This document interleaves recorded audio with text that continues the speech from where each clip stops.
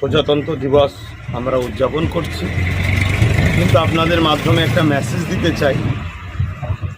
আজকে ৭৫তম প্রজাতন্ত্র দিবস উদযাপন করছি, কিন্তু এই দিনেই আজকে আমরা পুরো ভারতবাসী দেখছি আমাদের সেই সংবিধানই আজকে আক্রান্ত।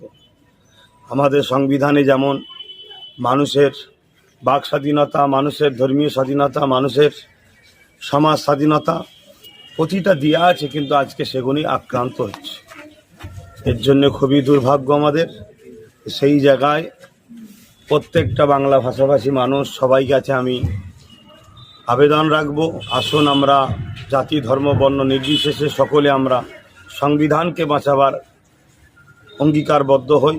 কেন সংবিধান আমাদেরকে বাঁচার মৌলিক অধিকার দিয়েছে। দেশে নিজেদের ভাবে বাক স্বাধীনতা, নিজেদের ধর্ম পালনের স্বাধীনতা, সর্বদিক দিয়ে স্বাধীনতা আমাদেরকে সংবিধান